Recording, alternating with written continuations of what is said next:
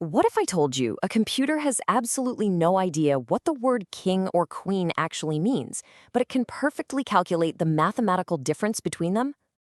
Welcome to Yurix AI. This is Lecture 10 of LLMs from scratch, Zero to Builder. Today, we're mastering token embeddings, taking you all the way from the foundational concepts right down to writing the actual Python code. So here's our roadmap for this explainer. First, what token embeddings are. Next, a hands-on demo. Then, the LLM embedding weight matrix, coding that matrix, looking at the matrix as a lookup table, and finally, embedding layers versus linear layers. Let's dive in. Section 1, what token embeddings are. Moving beyond basic numbers. Okay, so here's the fundamental problem we're facing. Computers, well, they only speak math. They only understand numbers. If we just assign random numbers to words, we completely fail to capture how those words relate to each other in the real world. Let's define our baseline first. A token ID is a unique numerical index assigned to a specific word, subword, or character in a vocabulary. Think of it as a super basic numbering system. So in our example, the word cat gets ID 34. But here's the catch. That number 34, it has absolutely zero semantic awareness. It doesn't know it's related to the word kitten. It's just an isolated number. And that brings us to the most crucial point. A token ID is just an index. It's a totally meaningless number. The embedding turns it into a rich, semantic, multidimensional array that the model can actually learn from. By converting that flat ID into a rich vector, we encode actual meaning. If that just clicked, hit the like button. Now, you might be wondering, how do we actually construct these rich vectors? Well, imagine taking a vector and giving it dimensions based on specific semantic features. Look at the features here. If we ask has a tail, for dog and cat, that value is high, right? But for apple and banana, it's low. Next, we ask is it eatable? Dog and cat score really low there, but apple and banana score very high. So by mapping words mathematically across these specific features, we suddenly start grouping related concepts together in mathematical space. It's kind of like a giant puzzle coming together.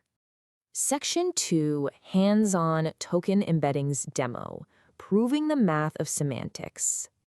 To really cement this idea, let's look at Google News' pre-trained word embeddings. They map words into this massive 300-dimensional space, and it brilliantly illustrates our point. Check this out.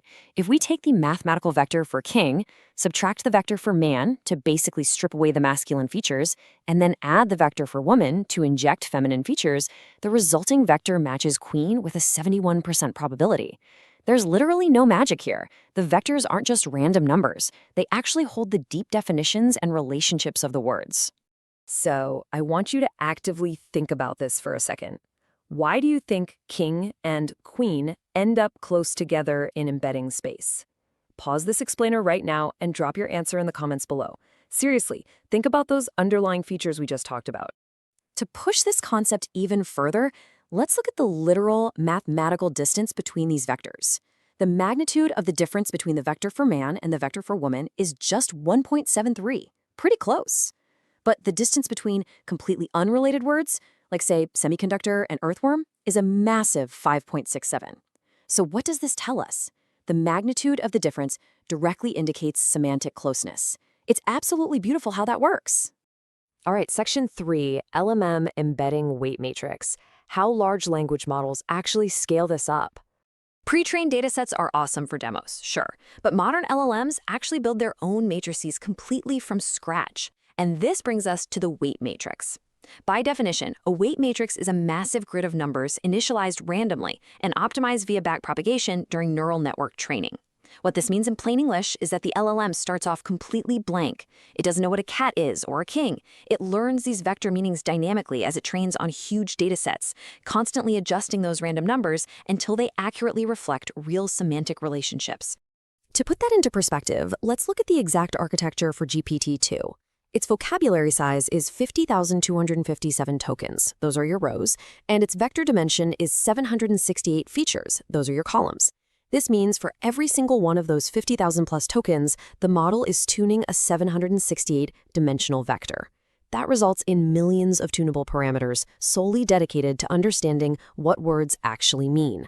Section 4, Coding the Embedding Matrix, Bringing the Math into PyTorch. Now, theory is great and all, but we promised to take you from zero to builder, right? Let's see how this matrix is built step by step in Python.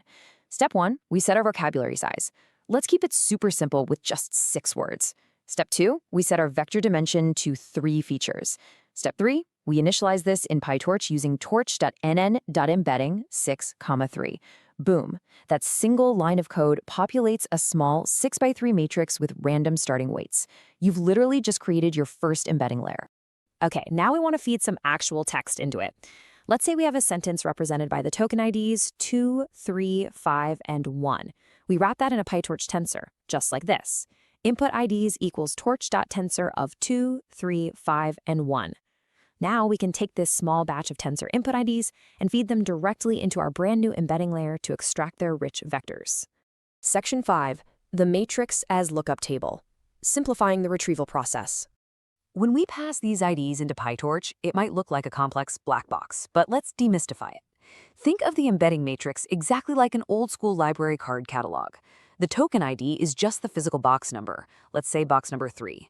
The matrix itself is that big physical wooden retrieval system. And the vector?